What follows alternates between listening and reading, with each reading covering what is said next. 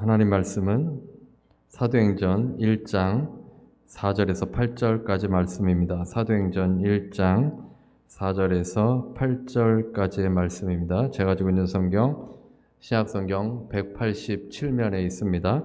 사도행전 1장 4절에서 8절까지의 말씀입니다. 4절에서 8절입니다. 신약성경 187면입니다. 우리 같이 함께 사도행전 1장 4절에서 8절 같이 함께 합독하겠습니다. 사도와 함께 모이사 그들에게 분부하여 이르시되 예루살렘을 떠나지 말고 내게서 들은 바 아버지께서 약속하신 것을 기다리라. 요한은 물로 세례를 베풀었으나 너희는 몇 날이 못되어 성령으로 세례를 받으리라 하셨느니라.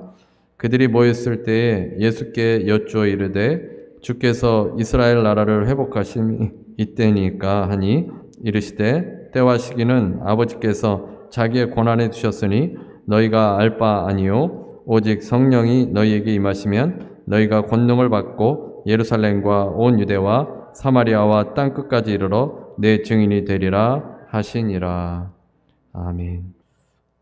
한국일보의 청춘의 꿈이라는 JD 단체에 관계된 에세이를 읽었습니다.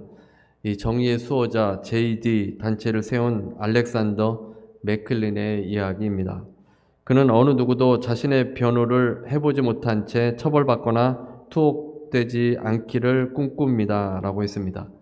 자메이카 출신의 아버지와 백인 어머니 사이에 태어났는데 창의적인 생각을 하지 못한다고 옥스퍼드 대학에서 낙방한 후에 1년간 우간다의 수도에 가서 감옥에 수감된 이들의 열악한 환경과 수감자들을 보게 되었습니다.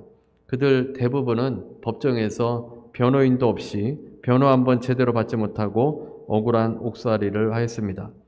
그 광경을 보고는 이분이 이제 꿈을 키운 겁니다. 2007년 대학을 졸업하자마자 JD 단체를 세웠습니다. Justice Defenders라는 이 단체를 세웠는데 무고하게 옥살이하는 수감자들을 위해서 변호할 뿐만 아니라 그가 졸업한 런던 대학과 연계해서 수감자와 교도관들에게 법률을 가르쳤습니다. 변호사가 되는 과정을 지원해 주어서 그들 중에 변호사가 된 사람들이 계속 늘어나고 있습니다. 그들은 창업자 맥클린처럼 모두 눈동자를 빛내며 빛은 입법자나 고귀한 사람들을 위한 것이 아니라 누구에게나 필요한 것입니다. 법의 혜택을 받지 못하는 이들을 위해 열심히 일합니다 라고 했습니다. 그래서 우간다의 변호사 맥클린은 꿈을 갖게 되고 그 꿈을 위해서 살았습니다. 그리고 그 꿈은 우간다에서 시작해서 아프리카 여러 지역과 유럽까지 확장되고 미국에서도 활동한다고 합니다. 맥클린은 사람은 누구나 각자 다른 재능으로 함께 살아가는 사회에 공헌합니다 라고 했습니다. 우리가 이 땅에 여러 가지 그 재능을 가지고 여러 모양으로 사회에 기여하며 살아간다는 겁니다. 그래서 어떤 꿈을 꾸느냐, 사실 어떤 꿈을 가지고 있느냐에 따라서 그 인생이 결정되고 그 방향이 결정되기 때문에 그 열매들이나 그 결과들이 결정이 됩니다.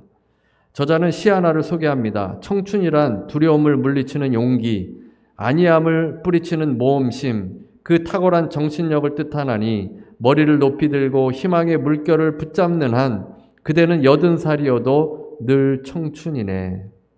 울만이라는 사람이 78세에 쓴 청춘이라는 시입니다. 80살이어도 그 마음에 용기가 있으면 청춘이라고 합니다. 탁월한 정신력을 가지고 있으면 희망의 물결을 붙잡는 한 청춘이다. 인생의 노년기에 그가 깨달은 것을 시로 표현을 했습니다. 그리스도인들인 우리에게는 어떤 꿈이 있습니까? 우간다의 변호사 맥클린과 같은 정의를 위한 꿈은 아니어도 우리 모두에게는 예수님을 진실로 믿는다면 하나님 나라에 대한 꿈을 다 가지고 있습니다. 80이든 90이든 100살이든 하나님 나라의 꿈이 우리 마음에 살아있는 한 우리는 청년입니다. 우리의 재능을 가지고 행하는 모든 일들은 하나님 나라에 대한 꿈을 가지고 있는 사람들에게는 그 나라에 기여를 하게 됩니다. 그래서 하나님의 나라에 꿈이 있어야 살아있는 신앙이고 그 살아있는 신앙으로 많은 열매들을 맺게 되어집니다. 지난주에 자카르타 국제대학에서 이제 선교하고 있는 황세령 선교사님께 메시지가 왔습니다. 장염이 걸려서 힘들었다고 합니다. 조금만 읽어드리겠습니다. 신고식을 제대로 치르는 것 같아요. 지난 목요일부터 시작돼서 버티다가 월요일에 탈수가 되면 더 큰일 나겠다 싶어 학교에 도움을 청하고 사립병원 응급실로 갔어요. 피검사하고 장염이라고 진단받고 치료를 받았어요. 개강 첫날부터 강의도 못하고 병원에 누워 있었는데 지난 목요일 아침부터 좋아져서 금요일 오후에 3학년 첫 강의를 시작했어요. 다음 주는 코로나로 인해서 한 주 동안 모든 대면 수업이 중단되었어요. 정부 규칙상 기숙사 학생이 10% 이상이 확진되면 일주일 동안 수업을 못한다고 해요. 어제 강의에 들어온 학생들 중 일부가 확진자로 분류되어서 격리에 들어갔어요. 이 학생들로 인하여 다른 학생들도 코로나에 걸렸어요. 그래서 황세령 선사님이 3주 동안 밤낮 강의를 준비하는 바람에 몸에 탈이 난 것 같습니다. 코로나로 다행히 조금 더 쉬실 수 있게 되었습니다. 여러분이 계속 기도해 주시기 바랍니다. 이 황 선교사님도 하나님의 나라의 꿈을 갖고 사는 분입니다. 여러분들이 잘 아실 겁니다. 메릴랜드 주립대에서 PhD를 따고 박사학위를 따고 미국에서 교수로 일하거나 한국에 들어가서도 얼마든지 잘 살 수 있습니다. 박사 공부도 참 힘들게 했습니다. 여러 번 응급실에 실려갔습니다. 그 힘든 공부가 끝났으면 이제 좀 편하게 살아도 되지 않습니까? 하지만 하나님의 나라의 꿈, 모슬림들이 예수 그리스도를 믿고 하나님의 백성이 되는 그 꿈이 실현되도록 고생하며 인도네시아 국제대학에서 이제 교수로 선교를 하고 있는 겁니다. 하나님께서 그 마음에 꿈을 주시고 그 꿈을 따라서 살아가기 때문에 하나님의 일꾼이 되었고 살아있는 그 신앙으로 살아가고 있습니다. 사도행전을 시작하면서 예수님께서 이 땅에 오셔서 행하며 가르치셨다라고 말씀을 주고 있습니다. 주님께서 가르치시기만 한 것이 아니라 행하시고 가르쳤습니다. 그 다음에 주님께서는 하나님 나라를 말씀하셨습니다. 이 땅에 오신 이유가 하나님의 나라를 전파하기 위함이었습니다. 이제 예수 그리스도를 믿는 성도들은 하나님 나라의 꿈을 가지고 살아가도록 말씀을 주신 겁니다. 어떻게 사는 것이 하나님의 나라를 살아가며 하나님의 나라의 꿈을 품고 살아가는 것이겠습니까? 첫 번째로 증인이 되는 삶입니다. 8절에 제자들이 내 증인이 되리라 제자들에게 예수님께서 내 증인이 되리라 라고 말씀하십니다. 하나님의 나라를 가르치신 주님께서는 제자들에게 증인이 되라 지상 명령입니다. 예루살렘과 온 유대와 사마리아와 땅끝까지 이르러 내 증인이 되라고 했습니다. 우리를 부르시고 성도로 만드신 이유는 주님의 증인이 되도록 하기 위함입니다. 하나님의 나라의 꿈을 갖고 사는 사람들은 예수님의 증인된 삶을 살아야 합니다. 제자들은 아직도 하나님 나라에 대해서 동상이몽을 꾸고 있습니다. 현실적인 이스라엘 독립에 갇혀 있습니다. 어떻게 해야 될지도 잘 몰랐습니다.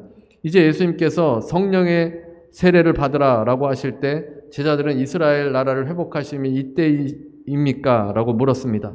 로마의 속박으로부터 주님께서 이스라엘을 회복시켜 주시는 때가 바로 지금입니까? 라고 물어본 것입니다. 성령이 임하면 마지막 때라는 것을 제자들이 알고 있었기 때문입니다. 성령은 말세에 부어지는 영이기 때문에 이스라엘이 이제 회복되나 보다 이렇게 생각한 것입니다. 이어서 주님께서 제자들의 질문에 7절에 대답하십니다. 이르시되 때와 시기는 아버지께서 자기의 권한에 두셨으니 너희가 알 바 아니요. 제자들이 마지막 때인 줄 알고 이렇게 질문하니까 그렇게 말하니까 예수님께서 그 마지막 날 예수님이 말씀하시는 그 마지막 날은 주님께서 다시 재림하시는 이 세상이 이제 완전히 끝나는 그 날을 말합니다. 그 날이 언제인지 알 바 아니요. 그것을 알려고 하지 말라는 겁니다. 이 종말이 언제인지 알려고 하는 사람들이 많이 있습니다. 또 종말을 이용해서 사람들에게 공포감을 조장하고 자기 말을 듣도록 합니다. 그런데 오늘 본문에 주님께서 하신 말씀은 너희 알 바 아니요. 너희가 종말이 가까운다 하더라도 그 때를 알려고 하지 말라는 겁니다. 이 마지막 때 언제 일어나는지 언제 주님께서 오시는지 그것을 알려고 하지 말라. 너희 알 바가 아니요. 그것보다는 무엇을 해야 하는지 8절에 말씀하십니다. 오직 성령이 너희에게 임하시면 너희가 권능을 받고 예루살렘과 온 유대와 사마리아와 땅끝까지 이르러 내 증인이 되리라 하시니라. 종말이 언제 오는지, 언제 이 세상이 끝나는지 거기에 관심 두지 말고 무엇을 하라는 겁니까? 내 증인이 되라. 내 증인이 되라. 여기서 되리라는 이 명령형 현재 시제입니다. 복음을 전파하는 증인이 되라. 명령으로 주님께서 말씀하신 겁니다. 주님의 증인이 되는 것은 다 선교지로 나가는 것을 말하는 것이 아닙니다. 예루살렘과 온 유대와 사마리아, 우리가 발을 딛고 있는 이곳 예루살렘, 온 유대, 이웃과 이 내 영역으로부터 멀어지는 곳으로까지 갈 수 있도록 내가 있는 곳으로부터 시작을 해서 증인이 되라라는 말씀인 것입니다. 가정과 일터에서 예수님의 증인이 되라고 우리가 부르심을 받았습니다. 모두가 다 선교사가 될 수 없습니다. 특별히 주님의 부르심을 받은 분들이 땅끝까지 가고 우리는 우리 일터와 가정에서 주님의 증인이 되어야 합니다. 어떤 사람이 증인이 됩니까? 증인은 자기가 직접 보고 들은 바를 확언하고 증언할 수 있는 사람입니다. 법정에서 증인으로 세워지면 그 사건을 목격한 사람이 증인 아닙니까? 그래서 사도들이 이제 예수님을 직접 보았습니다. 주님께서 죽으시고 부활하신 것을 직접 목격했기 때문에 제자들이 주님의 증인으로 살아갈 수 있습니다. 그리고 사도들이 전해준 그 예수님을 만난 우리들도 증인된 삶을 살아갈 수 있는 겁니다. 그런데 이 증인이라는 단어가 헬라어로 마르티스라는 단어입니다. 순교자를 뜻하는 영어 단어가 여기에서 나왔습니다. 증인이 된다는 것은 단순히 입으로만 말하는 것이 아니라 삶을 다해서 증언하는 것입니다. 주님의 증언은 이 순교자와 같이 죽을 것을 각오하고 증언하는 그 증언을 말합니다. 주님의 제자들은 사도 요한만 제외하고 다 순교했습니다. 삶으로 증인이 되지 않으면 하나님의 나라의 꿈이 실현되지 않습니다. 죽음을 각오하고 희생적인 삶을 살 때 여러분의 삶을 통해서 예수님이 증거됩니다. 1793년 영국의 윌리엄 캐리에 의해서 선교에 불이 붙었습니다. 20세기에 이르기까지 영국은 세계 선교의 전초기지였습니다. 당시 영국은 세계의 식민지를 두고 그 막강한 권력으로 세계 곳곳에 선교사를 파송했습니다. 오늘날에도 영국은 선교에 가장 많은 경험과 자산을 가진 나라로 평가받고 있습니다. 그러나 선교사를 파송한 영국은 부정적인 보고로 인해서 다시 반성하게 되었습니다. 자격과 자질을 갖추지 못한 선교사를 너무 많이 보냈던 겁니다. 영국 경제가 어려울 때 각 선교 기관에서는 지원자들이 넘쳐났습니다. 선교사가 되면 생활비에 자녀 교육비까지 지원되었습니다. 선교지는 영국의 식민지였기 때문에 그곳에 가도 영국식 생활을 누리는 데 큰 어려움이 없었습니다. 경제가 어려울 때 선교 지원자가 급증하게 되었는데 이것을 하나님의 은혜로 생각했던 겁니다. 그 결과 제3세계에서 기독교에 대한 거부감이 생겨나게 되었습니다. 선교사들이 오히려 주님의 증인이 되지 못하고 복음의 장애물이 되었습니다. 저도 필리핀에서 많은 선교사님들을 보았습니다. 열심히 하는 선교사님들도 많이 있습니다. 신실하게 주님의 복음을 증거하는 분들도 있고 또 그렇지 못한 분들도 있습니다. 한국도 영국과 비슷한 그런 현상이 일어났습니다. 한국의 교회들이 부흥하고 이제 재정적으로도 넉넉하니까 선교사들을 많이 보내기 시작하면서 여러 많은 사람들이 선교사로 나가게 되었습니다. 필리핀에도 정말 많은 선교사들이 있는데 부활절에 문을 열지 않는 교회도 있습니다. 자신의 교회는 돌보지 않고 후원에만 열을 올리는 선교사들도 있습니다. 그래서 우리가 사는 세상에서 주님의 증인으로 희생하며 사는 것 결코 쉬운 일이 아닙니다. 죄성을 지닌 인간은 자기 욕심을 따라 살기가 쉽기 때문입니다. 주님께서 명령하셨습니다. 내 증인이 되리라. 선교사뿐만 아니라 우리의 삶에서도 일상에서도 내 욕심을 내려놓기가 쉽지 않습니다. 여러분의 일터에서도 여러분이 증인이 되려면 내 욕심을 내려놓아야 할 것입니다. 때로는 정당한 몫을 내려놓아야 합니다. 분노도 내려놓아야 하고 상처도 내려놓아야 합니다.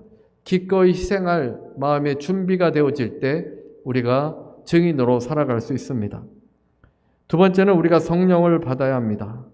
증인의 삶이 결코 쉽지 않다는 것 주님께서 아시기 때문에 우리에게 성령을 보내주셨습니다. 그래서 제자들에게 성령을 받아라. 성령을 받아야 하나님의 꿈을 이룰 수 있습니다. 오늘 본문 성령에 대해서 말씀하는데 2절에 보면 성령으로 명하시고 또 5절에 보면 성령으로 세례를 받아라. 8절에 오직 성령이 너희에게 임하시면 또 4절에 보면 사도와 함께 모이사 그들에게 분부하여 이르시되 예루살렘을 떠나지 말고 내게 들은 바 아버지께 약속하신 것을 기다리라. 아버지께서 약속하신 것이 무엇입니까? 성령입니다. 성령에 대한 약속이 구약성경 이사야에 나옵니다. 이사야 44장 3절에 나의 영을 내 자손에게 나의 복을 내 후손에게 부어주리니 주님의 영, 그 하나님의 영을 자손들에게 부어주겠다 약속하셨습니다. 또 에스겔이 받은 약속이 있습니다. 또 새 영을 너희 속에 두어 너희로 내 율례를 행하게 하리니 너희가 내 율례를 지켜 행할지니라. 에스겔서 36장 27절입니다. 우리가 하나님의 율례를 지켜야 하는데 그 율례를 지키기에 우리의 육신이 너무 연약하니까 새 영을 우리들의 마음속에 두어서 그 영으로 그 율례를 지켜 행하게 한다라고 말씀해 주셨습니다. 또 에스겔서 30장 14절에 보면 내가 또 내 영을 너희 속에 두어 너희가 살아나게 하리니 주님의 영이 임해서 우리가 살아난다는 겁니다.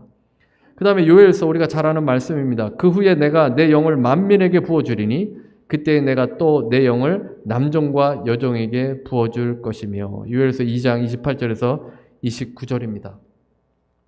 때가 되면 하나님께서 하나님의 자녀들에게 영을 부어주시는데 남종과 여종에게 모든 사람들에게 주님을 믿는 하나님의 백성들 모두에게 하나님의 영을 부어주신다는 겁니다. 구약 때는 특별한 사람들에게만 하나님의 영이 임했습니다. 아무나 하나님의 백성이라고 받을 수 있는 것이 아니었고 특별한 사람들만 받았는데 주님께서 이제 말세 때에 모든 사람들에게 영을 주신다 이렇게 말씀해 주셨습니다. 제자들에게 이렇게 하나님께서 성령을 약속해 주셨는데 이제 제자들에게 이 성령이 임하게 된 것입니다. 가끔 대화를 하다 보면 교회를 저평가하는 이야기들을 많이 듣게 됩니다. 교회가 이렇다 저렇다 신앙이 없어도 교회를 어쩌면 그렇게 잘 판단하는지 모르겠습니다. 근데 그 평가 기준을 가만히 들여다보면 세상적인 기준입니다. 세상에서 잘 되는 회사나 단체들의 그 번성하는 것으로 교회를 판단하려고 합니다. 교회는 사람들이 걱정하고 생각하는 것에 의해서 좌지우지되는 공동체가 아닙니다. 유진 피터슨은 보이는 교회와 보이지 않는 교회를 말합니다. 우리 눈에는 보이는 교회가 있고 보이지 않는 교회가 있습니다. 건물이나 또 여러 성도님들, 또 우리가 예식을 행할 때 이런 것들은 보이는 교회입니다. 그런데 그뿐만이 아니라 보이지 않는 교회의 모습도 있습니다.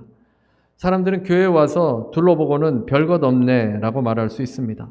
특별한 것이 없다고 생각합니다. 세상에 다른 클럽과 뭐 다를 것이 있나 라고 생각하고 교회를 폄하하고 별것 아닌 것으로 취급할 수 있습니다.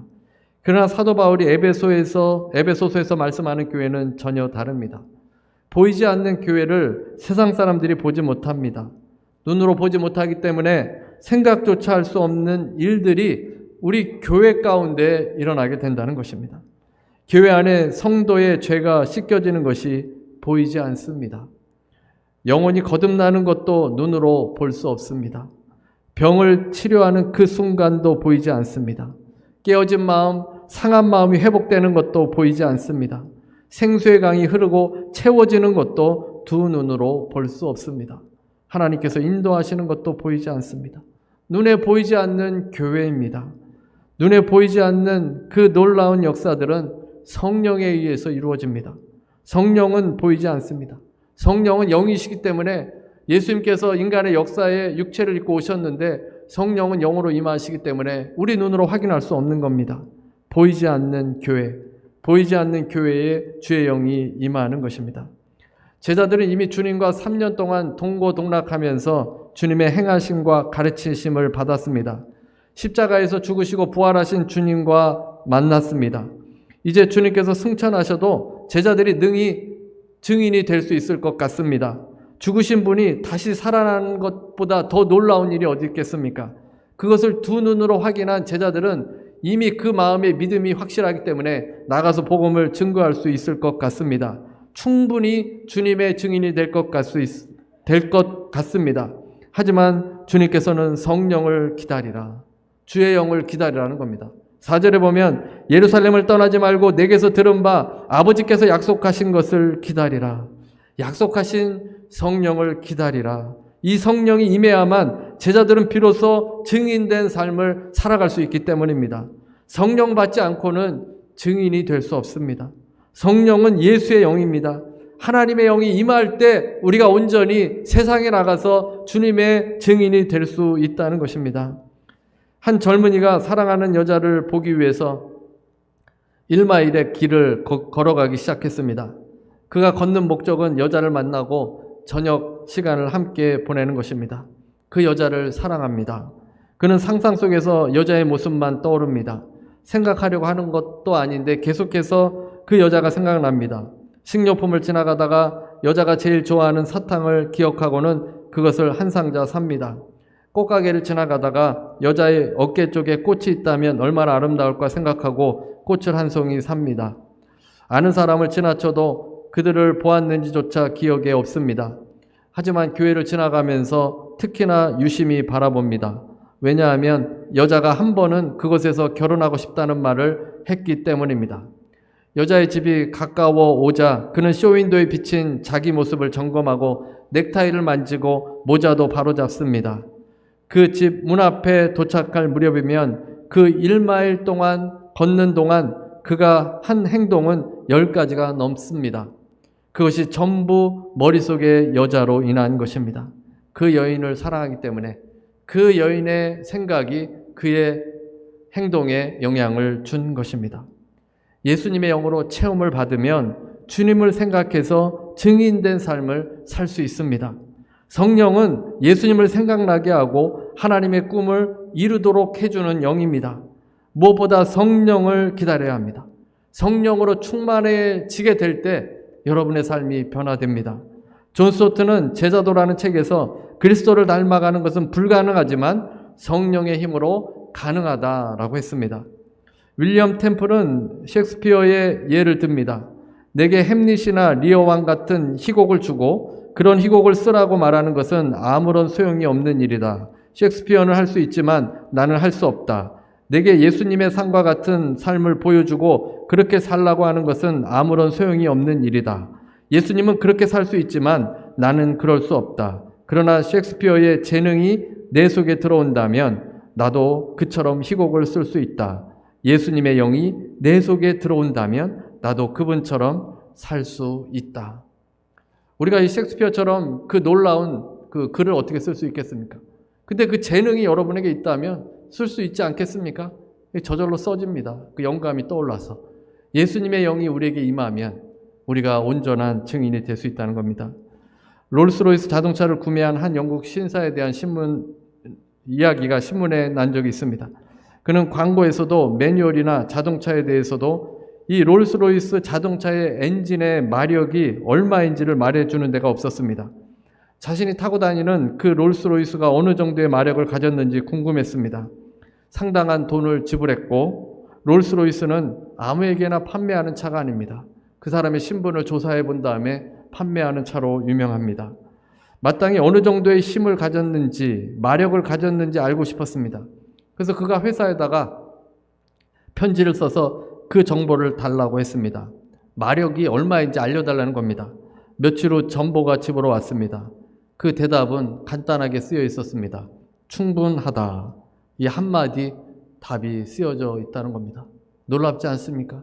그 명품이고 너무 좋은 차, 그 차의 마력은 충분하다는 겁니다. 주님께서 우리에게 불가능한 일을 요구하지 않습니다. 이 세상에 우리가 살아가면 개인적인 꿈과 야망과 욕심을 따라 살아가게 됩니다. 하나님의 나라의 꿈은 안중에도 없습니다. 그런 인생을 주님께서 우리를 불러주셨고 주님의 증인으로 세우셨습니다. 그 증인이 되려면 우리의 인간적인 노력과 그 번성으로는 할 수 없습니다. 불가능합니다. 셰익스피어의 희곡을 쓰라고 하는 것과 같습니다. 희생적인 삶을 살아내기가 얼마나 어렵습니까? 우리는 이기적인 인간이기 때문입니다. 그래서 주님께서 승천하시면서 교회에 성령을 보내주신 것입니다. 그 성령을 기다리라. 그 성령이 채워지면 변화됩니다. 그 성령이면 충분합니다. 우리는 능히 주님의 증인으로 살아갈 수 있습니다. 여러분의 삶에도 하나님의 나라의 꿈을 꾸시고 주님의 성령이 충만하여져서 주님의 증인이 되는 여러분 모두가 되시기를 주님의 이름으로 축원합니다. 우리 시간에 함께 기도하겠습니다. 우리가 성령 충만해져야 합니다. 현실적인 문제에 매여 있지 말고 성령으로 충만해서 증인된 삶을 살 수 있도록 우리의 노력으로 할 수 없습니다. 성령으로 충만하게 될 때 가능합니다. 할 수 있습니다. 이 시간에 우리가 성령으로 충만해질 수 있도록 우리 다 같이 통성으로 한 목소리로 기도하겠습니다.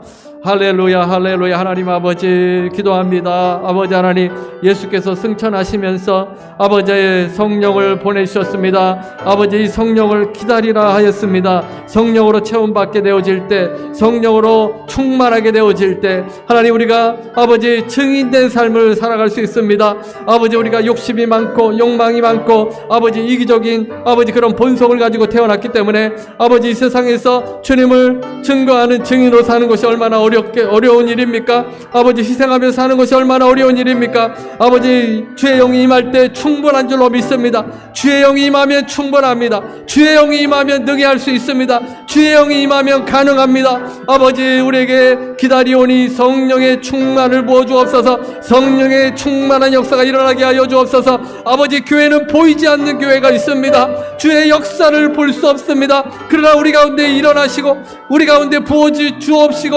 아버지 치료하시고 행하시고 일하시는 줄로 믿습니다. 성령의 새 역사가 일어날 줄로 믿습니다. 성령의 새 바람이 불게 되어질 줄로 믿습니다. 아버지, 이 시간에 함께 하여 주셔서 성령 충만케 하여 주옵소서. 성령으로 부음받게 아버지 기름 부음 받을 수 있도록 인도하여 주옵소서. 아버지, 기름 부음을 받아 하나님, 우리가 일터와 가정에서도 하나님 아버지 주님의 증인이 되길 원합니다. 아버지, 주님의 증인으로 살아갈 수 있게 하여 주옵소서. 주님의 증인으로 살아가기 위해 아버지 우리가 성령을 기다려야 합니다. 아버지, 성령 충만 아버지 하나님 되게 하여 주셔서 아버지 그 충만함으로 주님을 생각하며 하나님의 나라의 꿈을 가지며 살아가게 하여 주옵소서. 아버지 하나님, 은혜를 내려 주시옵길 원합니다. 아버지, 성령으로 충만 체험받길 원합니다. 아버지, 이 시간에 채워 주옵소서. 성령의 기름 부음을 넘쳐나게 하여 주옵소서. 성령의 기름 부음으로 아버지 우리 각자가 아버지 충만하여 줘서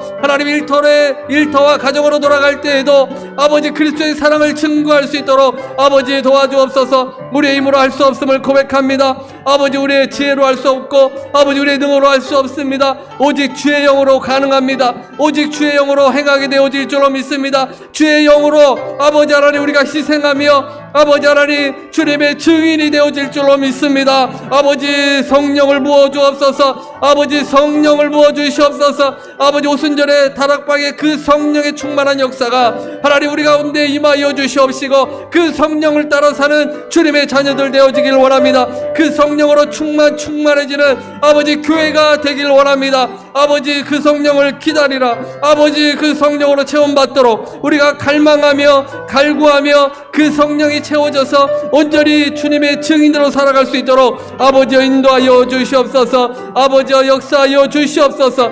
아버지여 우리의 마음 가운데 부어지는 그 성령으로 인해 아버지 다시 희망을 얻게 하시고 소망을 얻게 하여 주옵시고 살아나게 하여 주셔서 아버지 그 역사를 이뤄내는 주님의 일꾼들, 주님의 자녀들 되어지도록 아버지여 도와주시옵길 원합니다. 아버지여 인도하여 주옵소서. 아버지여 역사하여 주옵소서. 성령 충만 아버지 우리가 고대하고 기다립니다. 아버지 충만하게 채워주옵소서. 하나님, 기쁨이 다시 회복되길 원합니다. 아버지, 우리 마음의 꿈이 다시 일어나게 되길 원합니다. 아버지, 우리에게 힘이 아버지 다시 아버지 솟아나길 원합니다. 듀나미스의 아버지 그 파워가 하나님 우리 가운데 임하여 주셔서 하나님 아버지 우리가 다시 성장하게 하여 주시고 일어나게 하여 주셔서 아버지 하나님 그 하나님의 나라 꿈을 품고 나아가게 하여 주옵소서. 아버지, 우리가 두 발을 딛고 있는 이곳에서부터 예루살렘 아버지 하나님 이제 땅끝까지 이르러 아버지 하나님의 증인이 되어질 수 있도록 우리를 사용하여 주시고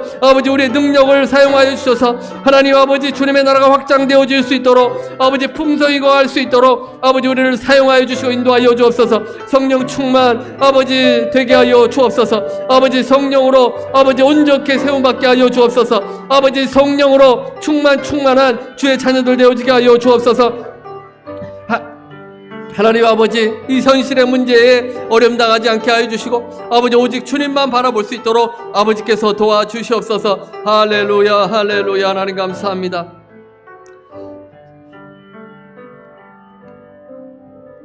문제를 가신 분은 가슴에 손 얹으시기 바랍니다. 아픈 곳이 있으신 분은 아픈 곳에 손 얹으시기 바랍니다. 제가 기도하겠습니다. 은혜로우신 하나님 감사합니다. 우리에게 성령을 보내주셔서 기름 부음이 넘치게 해주셔서 아버지 증인된 삶을 살아갈 수 있도록 인도하여 주심을 감사합니다. 우리가 여전히 부족하고 연약하고 미련하고 능력이 없습니다. 우리 모든 성도들에게 우리 교회에 성령의 역사가 충만히 임하여서 하나님 각자의 가정과 일터에서 증인이 되는 삶 살 수 있도록 인도하여 주옵소서. 하나님 아버지 지체들을 위해서 기도합니다. 문제로 어려움을 당하고 또 병마로 아버지 어려움을 당하는 지체들도 있습니다. 주님께서 함께하여 주시고 아버지 이제 하나님의 나라를 바라보며 일어설 수 있도록 인도하여 주옵소서. 예수의 이름으로 명하노니 모든 병만은 떠나갈지어다. 예수 이름 명하노니 심장은 강건하게 될지어다. 연약한 부분은 예수 이름으로 명하노니 강건하게 될지어다. 아버지여 건강한 육신을 가지고 하나님의 나라 일할 수 있게 하시고 주님께 영광 돌릴 수 있도록 주님 도와주옵소서. 아버지 문제로 어려움을 당합니까? 가정의 문제, 일터의 문제, 인간관계의 문제, 어떠한 문제든지 간에 주님께 내려놓게 하여 주시고 아버지 성령의 기름 부음으로 회복되는 역사 일어나게 해 주시옵소서. 예수 이름으로 명하노니 모든 문제는 떠나갈지어다. 예수 이름으로 명하노니 모든 악한 영은 가정과 일터에서 떠나갈지어다. 하나님 아버지 주님만 의지하여 우리가 변화되고 또 환경도 변화되고 문제가 아버지 해결받는 놀라운 역사 일어나도록 주여 도와주시옵소서. 감사드리오며 예수님의 이름으로 기도드립니다.